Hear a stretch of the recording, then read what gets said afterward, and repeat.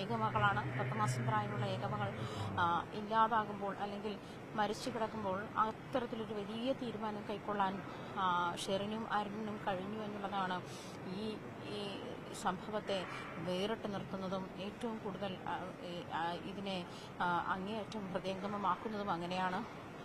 ഓരോ മലയാളിയും മനസ്സിലേറ്റിയിരിക്കുകയാണ് ആലിനെ എന്ന് വേണം പറയാൻ. സ്വന്തം വീട്ടിലെ കുഞ്ഞിനെ പോലെ അല്ലെങ്കിൽ സ്വന്തം വീട്ടിൽ ഉണ്ടായ ഭയങ്കരമായി എംപതൈസ്ഡ് ആയിരിക്കുന്ന സാഹചര്യമാണ് എല്ലാ മലയാളികൾക്കും ഉള്ളതെന്ന് വേണം പറയാൻ. അവരവരുടെ വീട്ടിലെ കുഞ്ഞ് നഷ്ടപ്പെട്ട വേദനയും എന്നിട്ടും ഈ മഹത്തായ ഒരു തീരുമാനമെടുത്ത രക്ഷിതാക്കളെ അഭിനന്ദനാർഹം കൊണ്ട് നിറയ്ക്കുകയാണ് ശരിക്കും കേരളം, അങ്ങനെ വേണം പറയാൻ. എന്നിരുന്നാലും ഒരു വലിയ ചരിത്രം സൃഷ്ടിച്ച് തന്നെ ചരിത്രത്തിൻ്റെ ഭാഗമായി തന്നെയാണ് ആലിൻ ഷെറിൻ കടന്നു പോകുന്നത്. 10 മാസം പ്രായം കൊണ്ട് ഒരു മനുഷ്യൻ്റെ ആയുസ്സിൽ ചെയ്ത് തീർക്കാവുന്ന എല്ലാ നന്മകളും ആ കൊച്ചു പെൺകുട്ടി ചെയ്തു എന്നുള്ളതാണ് ഏറ്റവും വലിയ കാര്യം. അത് എക്കാലവും ഓർമ്മിക്കപ്പെടും. പ്രത്യേകിച്ചും മലയാളികളുള്ളിടത്തോളം കാലം അല്ലെങ്കിൽ മലയാളം ഉള്ളിടത്തോളം കാലം ആലിൻ ഷെറിനെയും അവരുടെ മാതാപിതാക്കളെയും ഓർമ്മിക്കപ്പെടും. ആലിൻ ഷെറിൻ എപ്പോഴും എക്കാലവും മാലാഖ കുഞ്ഞായി വാഴ്ത്തപ്പെടുമെന്നുള്ള കാര്യത്തിൽ തർക്കമില്ല. മാലാഖ എന്ന് പറയുന്ന കാൽപ്പനിക ഒരു സങ്കല്പത്തെ ഇത്ര വലിയ മഹത്തരമുള്ള ഒരു പദമാക്കി മാറ്റിയത് എങ്ങനെയെന്ന് കാണിച്ചു തരികയായിരുന്നു ശരിക്കും ആലിൻ്റെ മാതാപിതാക്കളെന്ന് വേണം പറയാൻ. കുഞ്ഞു ഹൃദയവും വൃക്കകളും അതുപോലെ കരളുമൊക്കെ മറ്റു കുരുന്നുകൾക്ക് നൽകി. 4 കുരുന്നുകളാണ് അതുമായി ബന്ധപ്പെട്ട് അതിജീവനം നടത്തുന്നത്.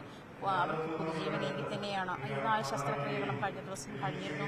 ഇതുമായി ബന്ധപ്പെട്ടും ഉള്ള നമുക്ക് അല്പം മുൻപ് ശ്രേയയുടെ മുത്തശ്ശൻ നമ്മളോട് സംസാരിച്ചത് കേട്ടതാണ്. അവരും എക്കാലവും അതായത് 4 കുഞ്ഞുങ്ങൾ ഉണ്ട് തങ്ങൾക്ക് എന്നാണ് ആലിൻ്റെ കുടുംബം പറഞ്ഞത്. അതായത് ആലിൻ യാത്രയായി അതിൻ്റെ വിഷമമുണ്ട്, പക്ഷേ 4 കുഞ്ഞുങ്ങൾക്ക് ജീവൻ നൽകാനായി, ഞങ്ങൾക്ക് 4 മക്കൾ കൂടി ആയി എന്നാണ് അവർ പറയുന്നത്. മഹത്തരമായ ഒരു തീരുമാനം തന്നെയാണ്. അത്തരത്തിലൊരു തീരുമാനത്തിൽ തന്നെയാണ് ഇന്ന് കേരളം ആ ഒരു തീരുമാനത്തിൽ തന്നെയാണ് നമിക്കുന്നതും അഭിനന്ദിക്കുന്നതും എന്ന് വേണം പറയുന്നത്. ചെറിയ തീരുമാനമായിരുന്നില്ല.